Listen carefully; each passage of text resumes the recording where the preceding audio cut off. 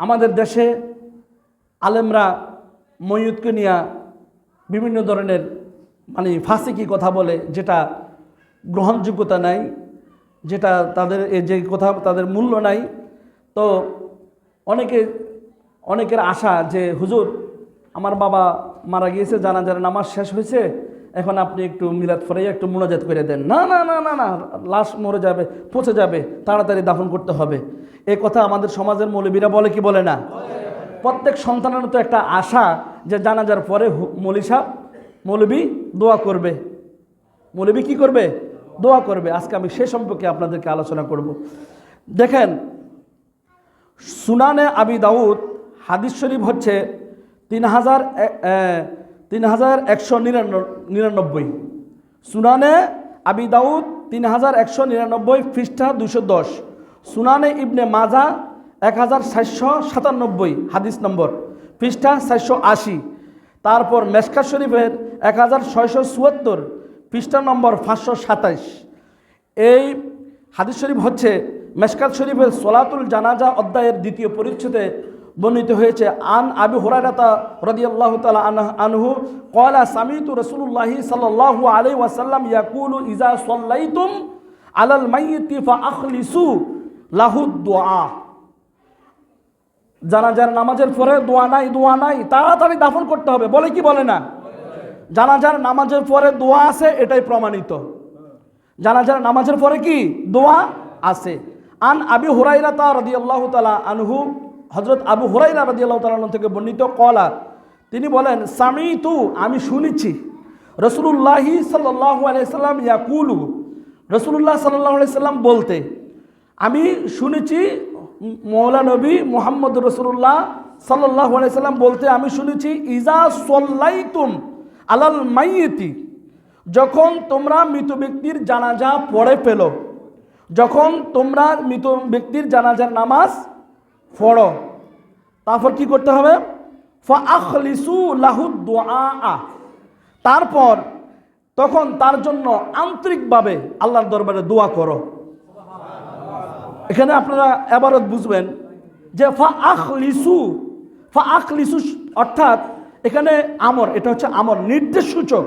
আল্লাহর নবী নির্দেশ দিয়েছেন যে তোমরা জানাজার নামাজের পর আল্লাহর দরবারে আন্তরিকভাবে দোয়া করো, দোয়া করবে।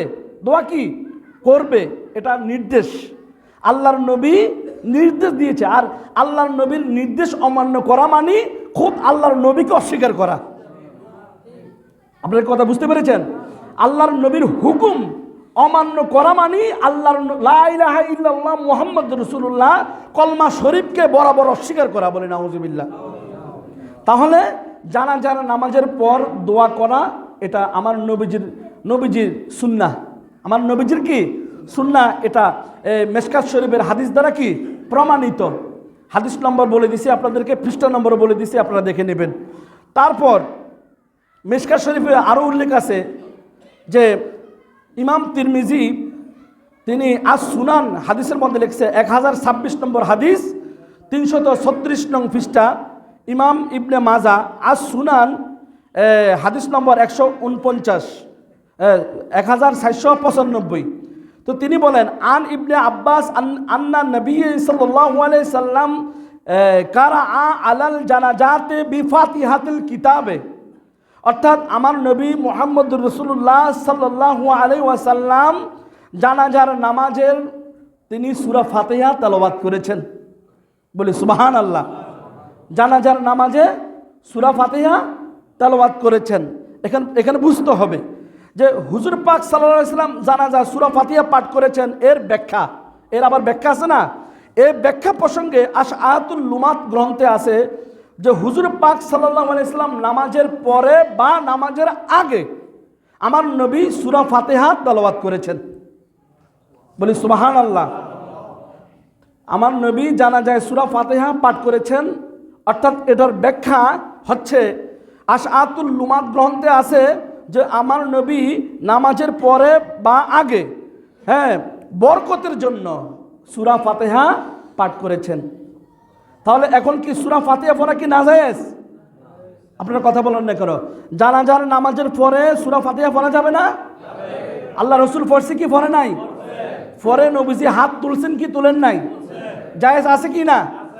জায়েজ আছে। এখন কেউ যদি না জায়েজের ফতোয়া দেয়, আপনারা এটা হুজুরকে ধরবেন, আপনার সাথেও পারবে না। কথা কি বুঝা আসছে? তারপর আসেন ফতুহুল কাদির গ্রন্থে কিতাবুল জানায়েজ জানাজার নামাজের পরিচ্ছদে বর্ণিত আছে, হুজুর পাক সাল্লাল্লাহু আলাইহি সাল্লাম মিম্বারের উপরে দাঁড়িয়ে মুতার যুদ্ধের খবর দিলেন। এর মধ্যে জাফর ইবনে আবি তালেব রাদিয়াল্লাহু তাআলা আনহুর শাহাদাতের খবরও দিলেন।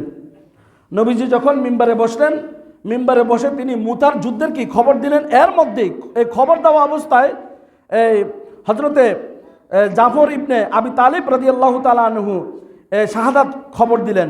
তো রসুল বলেন ফাসাল্লা আলাইহি রাসূলুল্লাহি সাল্লাল্লাহু আলাইহি সাল্লাম ওয়া দাআ লাহু ওয়া ক্বালা ইস্তিগফিরু লাহু। অতঃপর তার জানাজার নামাজ আমার নবীজি পড়লেন এবং বললেন যে তার জন্য তোমরা আল্লাহর দরবারে দোয়া এবং ইস্তেগফার করো। জানাজার নামাজের আগে না, জানাজার নামাজের পরে? জানাজার নামাজের পরে তার জন্য কি করলেন? দোয়া করলেন, ইস্তেগফার করলেন। তোমরাও তার জন্য কি করো? দোয়া করো, ইস্তেগফার করো। তো লোকদেরকে বললেন যে তোমরাও কি করো? তার জন্য দোয়া করো, ইস্তেগফার করো। আল্লামা ইমাম কামালউদ্দিন ইবনে হুমাম ফতুহুল কাদির কিতাবুল জানায়েজ 117 নং পৃষ্ঠা আছে। আল্লামা বদরুদ্দিন আইনি উমদাতুল কারি 22 পৃষ্ঠার মধ্যে আপনারা দেখে নেবেন। আল্লামা ওয়াকিদি কিতাবুল মাগাইস কিতাবের মধ্যে 210 থেকে 211 পৃষ্ঠার মধ্যে সুস্পষ্টভাবে সন্নিবেশিত আছে। আপনারা ওটা ভালো করে দেখে নেবেন। যারা জানাজার নামাজের পরে দোয়া নাই, হ্যাঁ, আপনারা ওই কিতাবগুলো ভালো করে আপনারা পড়বেন। তারপর বিখ্যাত সিরাতবিদ ইমাম শিহাবুদ্দিন কাস্তালানি রহমতুল্লাহ আলাই তার বিখ্যাত সিরাত গ্রন্থ মাওয়াহিবুল লাদুনিয়া মধ্যে বর্ণনা করেন, আল্লাহর নবী মুহাম্মদুর রাসূলুল্লাহ সাল্লাল্লাহু আলাইহি সাল্লাম মিম্বার শরীফে আরোহণ করলেন। আল্লাহর নবী মিম্বার শরীফে কি করলেন? আরোহণ করলেন। অতঃপর আল্লাহ তাআলা মুতার যুদ্ধের চিত্র আল্লাহর হাবিবের নিকট সব কিছু প্রকাশ করে দিলেন। বলি সুবহানাল্লাহ। আল্লাহর নবী মিম্বার শরীফে আরোহণ করলেন এবং আল্লাহর নবীর সামনে মুতার যুদ্ধের চিত্র আল্লাহর নবী কি করলেন? প্রকাশ করে দিলেন। এখন আল্লাহর নবী মুতার যুদ্ধের অবস্থা সরাসরি দেখতেছে। আল্লাহর নবী মুতার যুদ্ধের অবস্থা কি সরাসরি দেখতেছে। দেখে দেখে আল্লাহর নবী বলেন যে, অতঃপর বললেন, এখন হযরতে যায়েদ বিন হারেসা রাদিয়াল্লাহু তাআলা আনহা শহীদ হয়েছেন, তোমরা তার সবাই জানাজার নামাজ পড়ো এবং তার জন্য আল্লাহর দরবারে দোয়া এবং ইস্তেগফার করো। বলি সুবহানাল্লাহ। তারপর হযরতে জাফর বিন আবি তালিব রাদিয়াল্লাহু তাআলা আনহুর কাছে ঝান্ডা ছিলেন। ঝান্ডা থাকার পর তারপর তিনি শহীদ হয়েছেন। তখন আল্লাহর নবী বলেন, আসো, এখন মারা গেছে কে? হযরত জাফর বিন আবি তালিব রাদিয়াল্লাহু তাআলা আনহু। এখন আসো, আমরা সবাই তার জানাজার নামাজ পড়ি এবং তোমার ভাইয়ের জন্য আল্লাহর দরবারে দোয়া করো, ইস্তেগফার করো। তারপর শহীদ হয়েছেন কে? হযরতে আব্দুল্লাহ ইবনে রাওয়া, তিনি শহীদ হয়েছেন। তারপর বললেন, তোমাদের ভাইদের জন্য আল্লাহর দরবারে দোয়া ইস্তেগফার করো। সব জানাজার নামাজের আগে নয়, পরে। জানাজার নামাজের পরে আল্লাহর নবী ইস্তেগফার করেছেন, আল্লাহর নবী সূরা ফাতিহা পাঠ করেছেন, আল্লাহর নবী ময়িতের জন্য আল্লাহর দরবারে কি করেছেন? দোয়া করেছেন। তারপর বাইহাকি আর সুনানিল কুবরা 6996 নং হাদিস শরীফে 74 নং পৃষ্ঠার মধ্যে উল্লেখ আছে যে হযরতে মুস্তাজিল ইবনে হুসাইন থেকে বর্ণিত হযরত মৌলা আলী শের খুদা কররামাল্লাহু ওয়াজহু একবার জানাজার নামাজের পর তিনি দোয়া করেছিলেন। বলি সুবহানাল্লাহ। হযরতে মৌলা আলী একবার জানাজার নামাজের পর কি করেছিলেন? দোয়া করেছিলেন। এখন ওনারা তো বলে যে এটা কোনো জায়গার মধ্যে নাই, এটা কোরআন হাদিসের মধ্যে নাই। তাহলে আমি কিভাবে পাইলাম? ওনারা কি লেখাপড়া করে নাই? নিশ্চয় লেখাপড়া করে নাই। নকল পাস করে মুফতি পাস করছে, ঠিক কি না? ফক্সি পাস করছে, ঠিক কি না? হয়তো এই নকল পাস করে নামের আগে মুফতি লাগাইয়া দিছে, হ্যাঁ, বড় বড় মাওলানা, কিন্তু কাজের বেলা ঠন ঠন। তারা এই কিতাব পড়ে নাই, আন্দাজি বলে কি কোনো কিতাবের মধ্যে নাই। অর্থ তুমি অজ্ঞ মৌলবী। তুমি কি মৌলবী? অজ্ঞ মৌলবী। তুমি অজ্ঞের কারণে, সবাই তো অজ্ঞ না, সবাই কি অজ্ঞ? এখানের মধ্যে অনেক শিক্ষিত আছে, জ্ঞানী আছে। তো জ্ঞানীর সামনে যদি মূর্খের কথা বলে, তাহলে এই মৌলবীর পিছনে আমার থাকারও দরকার না, এই মৌলবীর তালাক দেওয়াটাই বেটার, ঠিক কি না? তাহলে যারা ময়ূতকে নিয়ে ষড়যন্ত্র করে, আল্লাহ তাদেরকে হেদায়েত করে, বলি আমিন। পেয়ারা হাজিরিন, তাহাবি শরীফের বর্ণিত আছে, ইমাম জাহাবি সিয়ারুল আলামিন ওই কিতাবের মধ্যে বলেছেন, আলামিন নুবালা, যখন ইমাম আজম আবু হানিফা রহমতুল্লাহ আলাই ইন্তেকাল করেন, আমাদের ইমাম, আমাদের কি ইমাম, আমাদের ইমাম ইমাম আজম আবু হানিফা রহমতুল্লাহ যখন ইন্তেকাল করেন, ইন্তেকাল করার পর দাফনের আগে, ইন্তেকাল করার পর দাফনের আগে তার জন্য ৭০,০০০ বার কোরআন খতম করা হয়েছিল, বলে সুবহানাল্লাহ। কতবার?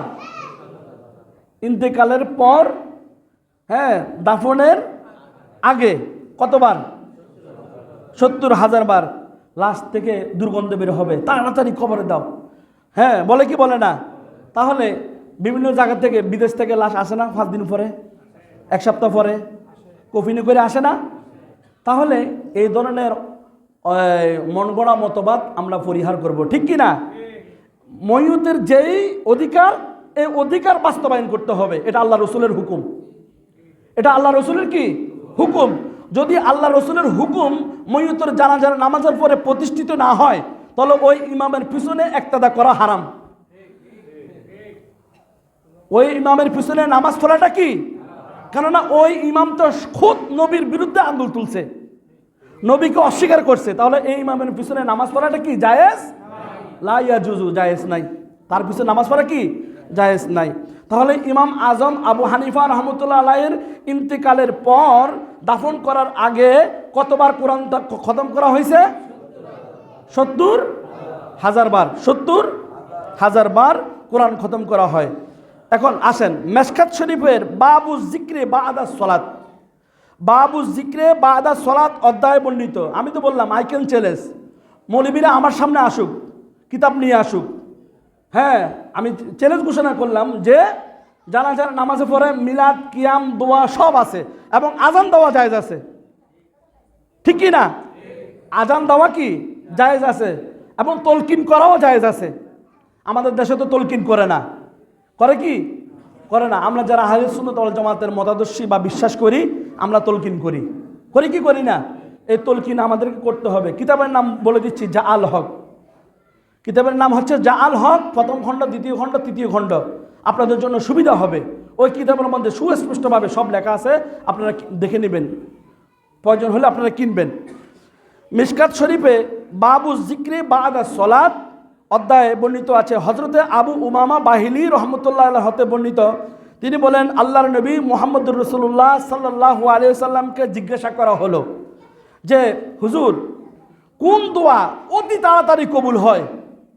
তখন আমার নবী বলেন যে, গভীর নিশির শেষ ভাগে, রাত্রের, অর্থাৎ তাহাজ্জুদের নামাজ আমরা পড়ি না, রাত্রের শেষ ভাগে দোয়া কবুল হয়, আর প্রত্যেক ফরজ নামাজের পর দোয়া কবুল হয়। বলি সুবহানাল্লাহ। এখন আসেন, নাওয়াইতু আন ওয়াদিয়া লিল্লাহি তাআলা আরবা তাকবিরাতি সলাতিল জানাজাতি ফারদুল কিফায়াতি। ফরজ, ফারদুল কিফায়াতি, জানাজার নামাজ ফরজে কিফায়া না? 5 ওয়াক্ত নামাজ ফরজ না? তো আল্লাহর নবী বলেন, প্রত্যেক ফরজ নামাজের পর তাড়াতাড়ি দোয়া কি হয়? তাহলে ময়ূতকে ঠকাইলো না? ঠকাইছে কি না? তো মৌলবীরও ঠকানো দরকার, ঠিক কি না? আমার এলাকার মসজিদের ইমাম হইলে তো আমি 1 মাসের বেতন রেখে দিতাম, যে তুমি ময়ূতকে ঠকাইছো কেন? তাহলে আল্লাহ তো আমাদেরকে ঠকায় না, ঠকাইছে? দেখেন, তাহলে আমাদেরকে বুঝতে হবে যে প্রত্যেক ফরজ নামাজের পর আমরা যদি দোয়া করি, আল্লাহ কি করবে? এই কথা বলবো না, আল্লাহ, আমরা যদি প্রার্থনা করি আল্লাহ দরবারে, আল্লাহ তাড়াতাড়ি কবুল করবে। তেমনিভাবে জানাজার নামাজ হচ্ছে ফরজে কিফায়া, এটাও ফরজ। জানাজার নামাজও কি ফরজ। তো ফরজ নামাজের পর আমরা জানাজার নামাজের পর আমরা দোয়া করব, মিলাদ পড়ব তার জন্য। মিলাদ পড়ব কেন? এই মানুষটা হচ্ছে আমার আল্লাহর নবীর আশেক, এটা আমরা সজ্ঞানে জানি। এই জন্য আমরা মিলাদ পড়ব যাতে রসুলুল্লাহর উসিলা করে এই ব্যক্তিকে আল্লাহ নাজাত দেয়, যাতে তার মুনকার নিকিরের সুয়ালগুলো সহজ হয় মিলাদের উসিলায়। এই জন্য তাকে চিরবিদায় দেওয়া, এই লোকটা আর আসবে না। নামাজের পর তার জন্য কি করা? দোয়া করা। একটা উসিলা তো লাগবে, একটা মাধ্যম তো লাগবে। মাধ্যম হচ্ছে কি? মুহাম্মাদুর রাসূলুল্লাহ, আমার নবীর উসিলা দিয়া তার পক্ষে কি করা? দোয়া করা। আমার নবীর উসিলা যাতে এই ব্যক্তিকে কি মাসুম শিশুর মতো কবুল করে নেয়। এটাই তো আমাদের আরাধনা নাকি? মইয়তের জন্য এটাই তো, আর কি? আর কোনো কিছু আমাদের কাছ থেকে চায়? কোনো কিছু চায় না। তো আপনাদের এই এলাকার মধ্যে যারা আপনারা তরিকাপন্থী, আপনারা সুন্নি আলম দিয়া জানাজার নামাজ পড়াইবেন। কি আলম দিয়া? সুন্নি আলম দিয়া জানাজার নামাজ পড়াইবেন, সুন্নি আলম দিয়া কবর জিয়ারত করাইবেন। কথা কি বুঝে আসছে? এই জন্য যাতে আপনার হক, আপনার অধিকার নষ্ট না হয়, এটা আমাদের সজাগ সচেতন থাকতে হবে। আল্লাহ তাআলা আজকে যা কিছু আমরা শুনেছি এর উপর আমল করার তৌফিক দান করুন, সকলে বলি আল্লাহুম্মা আমিন। আরেকটি হচ্ছে পরে আলোচনা করব কবর জিয়ারত। হ্যাঁ, পশ্চিমকে পিছনে দিয়া কবর জিয়ারত করা মুস্তাহাব সুন্নাহ। কথা কি বুঝে আসছে? পশ্চিমকে পিছনে দিতে হবে, পশ্চিমকে সামনে না। অনেকে কেন না পশ্চিমকে কেন পিছনে দেব, এখানে কথা আছে। সারা পৃথিবীর যত মইয়ত আছে সমস্ত মইয়তের মাথা পশ্চিম দিকে ফিরানো হয়, নাকি পূর্ব দিকে? কেবলামুখী দেয় না? কেবলামুখী করে দেওয়া হয়। এই জন্য আল্লাহ রসুল সাল্লাল্লাহু আলাইহি সাল্লাম কেবলাকে পিছনে রেখে, রসুলুল্লাহ কবরকে সামনে রেখে তিনি জিয়ারত করতেন। আপনার কথা বুঝতে পেরেছেন? এভাবে জিয়ারতের উপর অনেক আলোচনা আছে, ইনশাআল্লাহ অন্য এক সময় আলোচনা করব। আল্লাহ তাআলা আমাদের সকলকে আমল করার তৌফিক দান করে, সকলে বলি আমিন। ওয়া আখিরু দাওয়ানা আলহামদুলিল্লাহি রাব্বিল আলামিন।